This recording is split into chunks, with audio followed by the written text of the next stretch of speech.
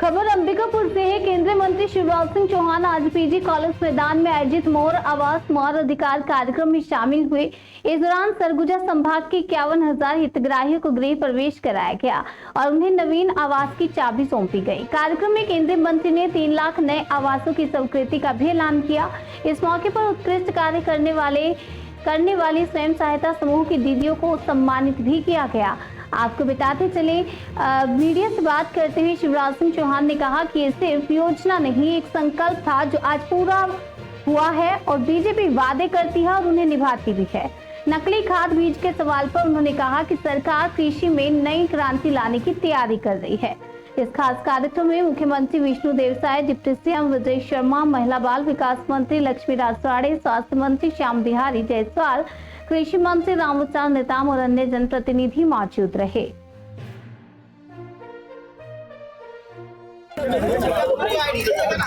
मित्रों, मैं छत्तीसगढ़ की सरकार को, माननीय मुख्यमंत्री विष्णुदेव साय जी को, मुख्यमंत्री विजय जी और पूरी टीम को बहुत अच्छे काम के लिए बधाई देता हूं।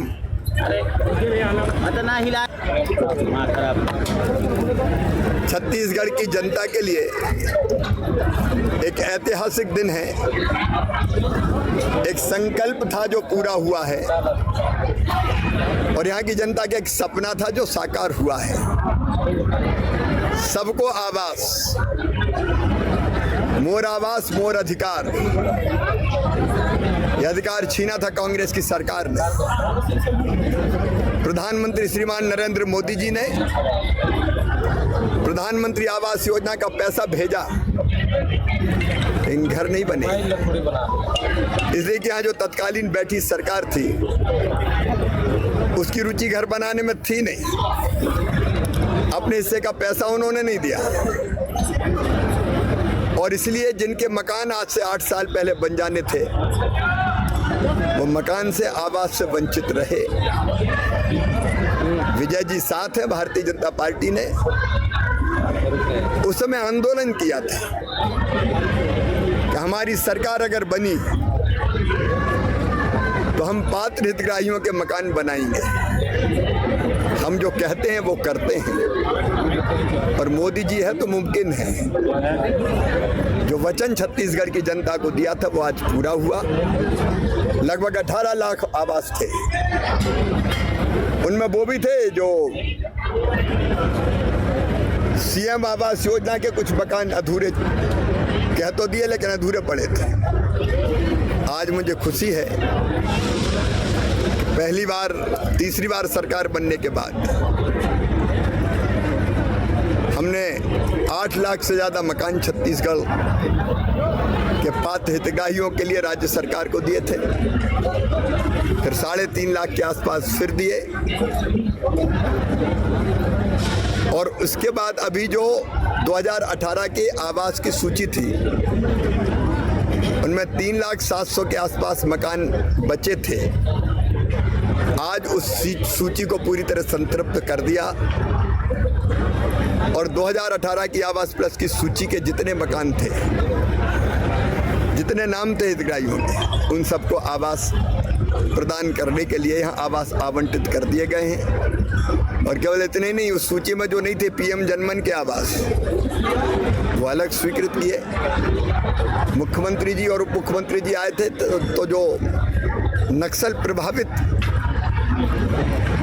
पीड़ित परिवार थे जो नक्सलवादी घटनाओं से, उनके लिए भी 15,000 आवास स्वीकृत कर दिए गए।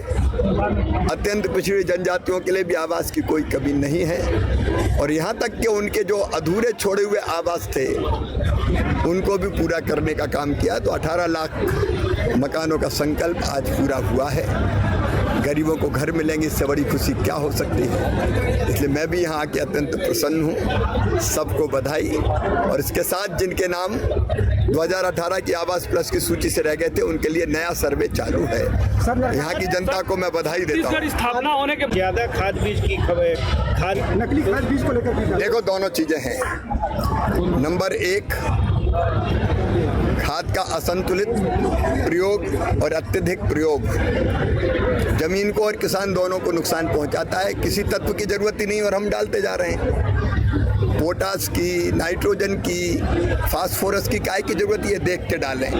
इसलिए भारत सरकार ने पीएम प्रणाम योजना चलाई और किसानों से हम आग्रह कर रहे हैं कि संतुलित खाद का उपयोग करें। जितनी जरूरत है उतनी, अगर कैल्शियम की जरूरत नहीं और गोली खाओ तो वो तो अपने शरीर को भी नुकसान करेगी। इसलिए एक प्रयास और हम कर रहे हैं। हमारे सारे वैज्ञानिक 16,000 वैज्ञानिक हैं, उनमें से 2,000 टीमें बन रही हैं 4-4 वैज्ञानिकों की, और वो हर जिले में जाएंगे 29 मई से 12 जून तक खरीफ की फसल के लिए, और किसान भाइयों से संवाद करेंगे कि उनकी ज़मीन कैसी है, कौन से तत्वों की कमी है, कौन सा खाद कितना डालना चाहिए, कौन सी किस्म फसल की बोनी चाहिए, कीट का प्रकोप हो तो क्या करना चाहिए, उनको एजुकेट करेगी। और किसान के साथ वैज्ञानिक मिलकर काम करेंगे ताकि हम खेती में लाभ और बढ़ाने का काम कर सकें। और नकली बीज जैसी चीज़ों, कीटनाशकों के लिए हम फिर एक कड़ा कानून बनाने की तैयारी कर रहे हैं। धन्यवाद।